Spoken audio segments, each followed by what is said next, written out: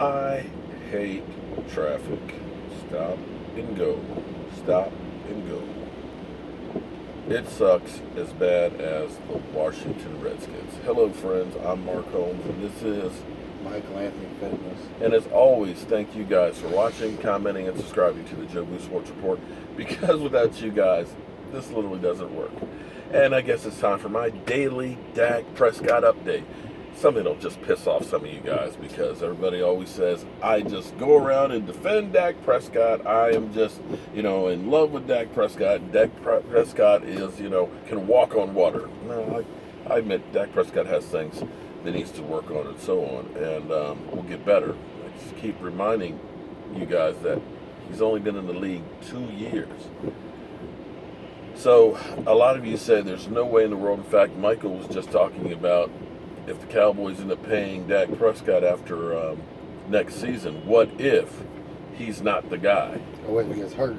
Or he gets hurt. Well, hey, every player is one play away from being retired. Well, what if the worst case scenario happens and you pay them all that money? Pay Tony Romo all that money. And what did it do for us? Well, again, you could not pay him and he could walk and then just not have a quarterback. We saw what Matt Castle and Brandon Whedon did. Is that what you want to do? I mean, there are cheap. If you just want to go cheap, you can go out and just sign anybody off the street and not pay him. Once again, that wasn't their fault. Time out. Once again, that wasn't their fault. That was coaching. Okay, but hold on. That was all coaching. Are you paying the bill?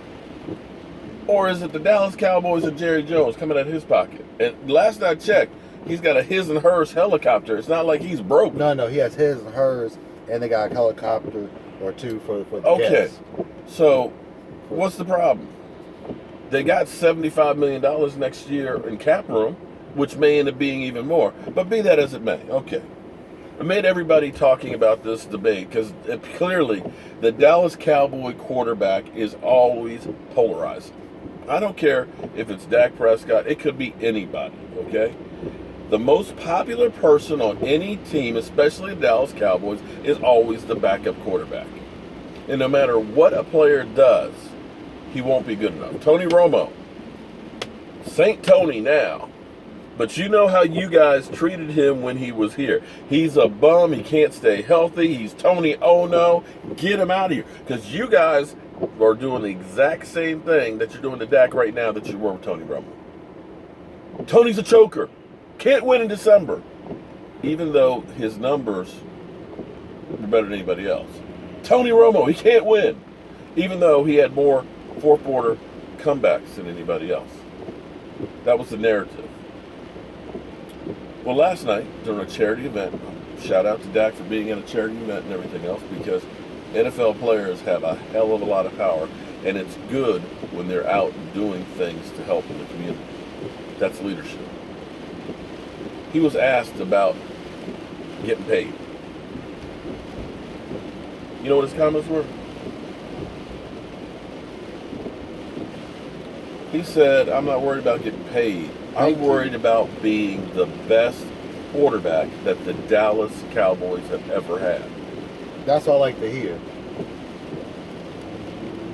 So you might take 25. So when you start thinking about that, 35. You might take 35. But all that stuff. Listen, if you're the best quarterback the Cowboys have had, believe me, you're going to get taken care of.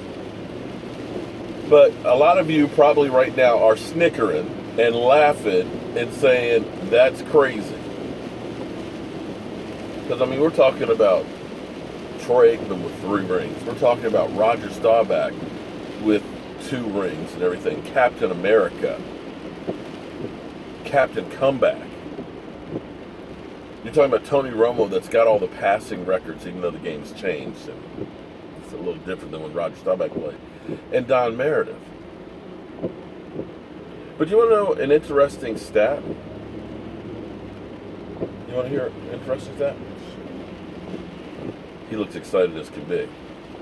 If you take Roger Staubach's first 2 seasons, 1 and 2, if you take Troy Aikman's first 2 seasons, 1 and 2, and you take Don Meredith, his first 2 seasons, okay, put him in a pile, right? Got a pile. You got a pile? Got a pile right here with all of their victories.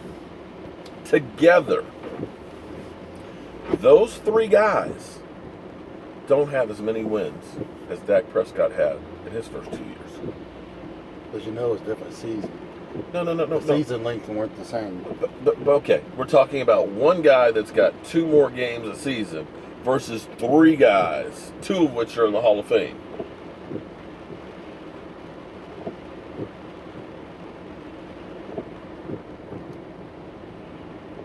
$22 wins.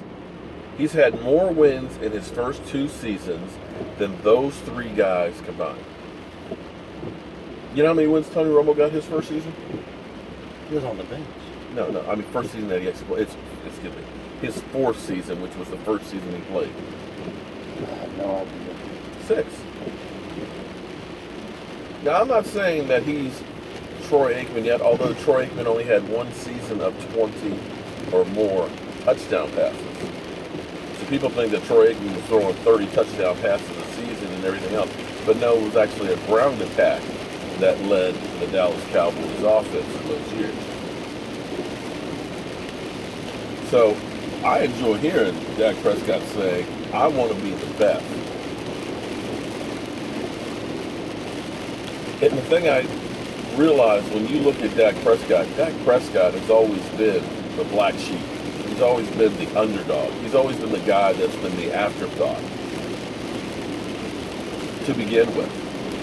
But in the end, he always ends up coming out doing really, really well. Does he have room to improve? Definitely. Does he have things to work on? Without a doubt. But if you're trying to be the best, you are constantly trying to get better. Every single day. What can I do better today than I did yesterday? And what can I do today to make me better tomorrow? That's drive. And that's the only way you're going to get there. Hard work. What do you think about that, Mike? Yeah, I agree. He ain't listening. I'm Mark Holmes, and this is Mike Lampton Fitness. And we'll see you guys